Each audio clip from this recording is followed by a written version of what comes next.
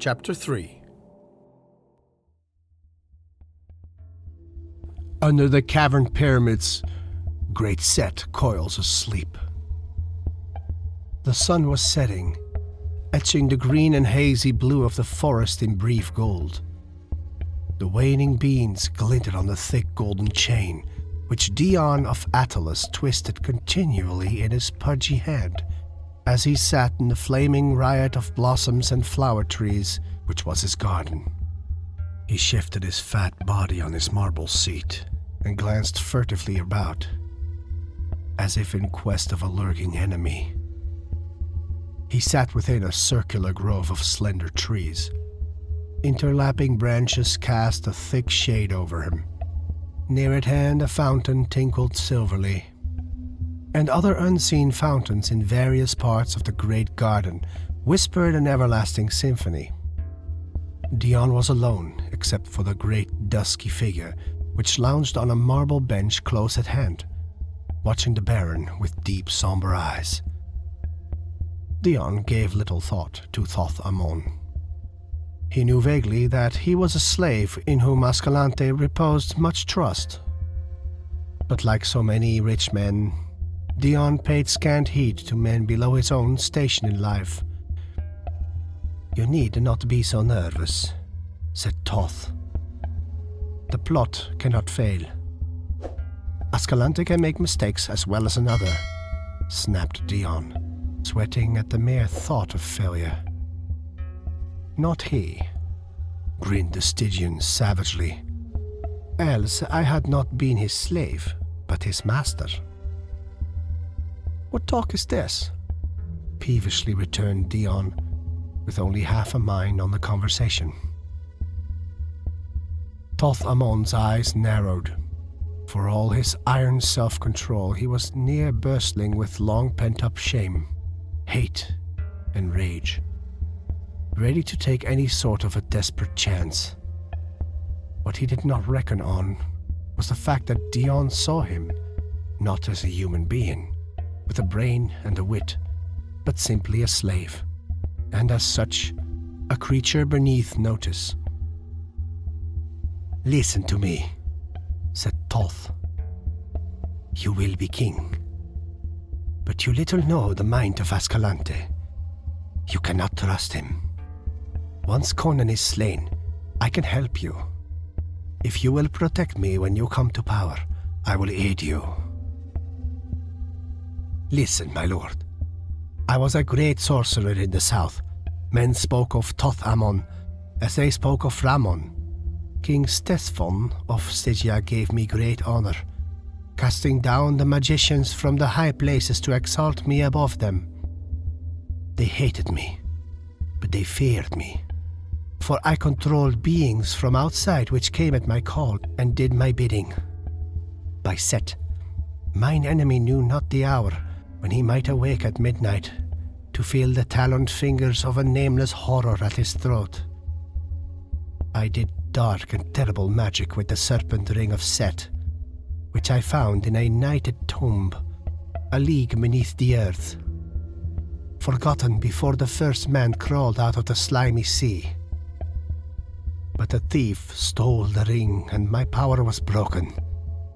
The magicians rose up to slay me, and I fled, disguised as a camel driver. I was traveling in a caravan in the land of Koth when Ascalante's reavers fell upon us. All in the caravan were slain except myself. I saved my life by revealing my identity to Ascalante and swearing to serve him. Bitter has been that bondage. To hold me fast, he wrote of me in a manuscript and sealed it and gave it into the hands of a hermit who dwells on the southern borders of Koth. I dared not strike a dagger into him while he sleeps, or betray him to his enemies, for then the hermit would open the manuscript and read. Thus Ascalante instructed him, and he would speak a word in Stygia. Again Thoth shuddered, and an ashen hue tinged his dusky skin. "Men knew me not in Aquilonia," he said. "But should my enemies in Stygia learn my whereabouts, Not the width of half a world between us sufficed to save me from such a doom as would blast the soul of a bronze statue. Only a king with castles and hosts of swordsmen could protect me. So I have told you my secret, and urged that you make a pact with me. I can aid you with my wisdom, and you can protect me. And someday, I will find a ring. Ring? Ring? Thoth had underestimated the man's utter egoism. Dion had not even been listening to the slave's words, so completely engrossed was he in his own thoughts. But the final word stirred a ripple in his self-centeredness. Ring, he repeated. That makes me remember. My ring of good fortune. I had it from a Shemitish thief, who swore he stole it from a wizard far to the south, and that it would bring me luck. I paid him enough, Mitra knows. By the gods, I need all the luck I can have, what with Vomana and Ascalante dragging me into their bloody plots. I'll see to the ring. Thoth sprang up, blood mounting darkly to his face, while his eyes flamed with the stunning fury of a man who suddenly realizes the full depth of a fool's swinish stupidity. Dion never heeded him.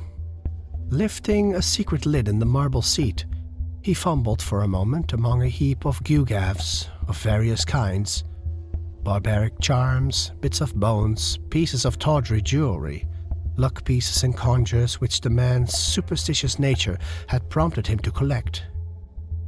Ah, here it is! He triumphantly lifted a ring of curious make. It was of a metal like copper, and was made in the form of a scaled serpent, coiled in 3 loops, with its tail in its mouth. Its eyes were yellow gems which glittered balefully. Thoth Amon cried out as if he had been struck, and Dion wheeled and gaped, his face suddenly bloodless. The slave's eyes were blazing, his mouth wide, his huge dusky hands outstretched like talons. "The ring! By Set, the ring!" he shrieked. "My ring! Stolen from me!" Steel glittered in the Stygian's hand, and with a heave of his great dusky shoulders he drove the dagger into the Baron's fat body. Dion's high, thin squeal broke in a strangled gurgle, and his whole flabby frame collapsed like melted butter. A fool to the end, he died in mad terror, not knowing why. Flinging aside the crumpled corpse, already forgetful of it, Thoth grasped the ring in both hands, his dark eyes blazing with a fearful avidness.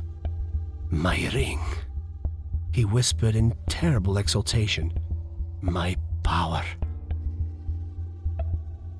How long he crouched over the baleful thing, motionless as a statue, drinking the evil aura of it into his dark soul, not even the Stygian knew.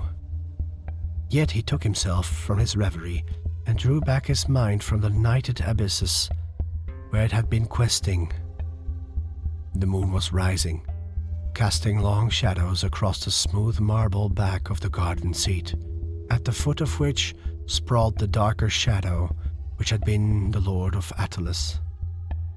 "No more, Ascalante, no more," whispered the Stygian, and his eyes burned red as a vampire's in the gloom.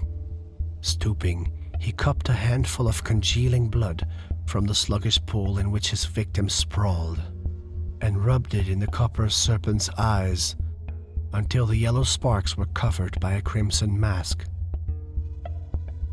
"Blind your eyes, mystic serpent," he chanted in a blood-freezing whisper. "Blind your eyes to the moonlight and open them on darker gulfs. What do you see, O serpent of Set? Whom do you call from the gulfs of the night?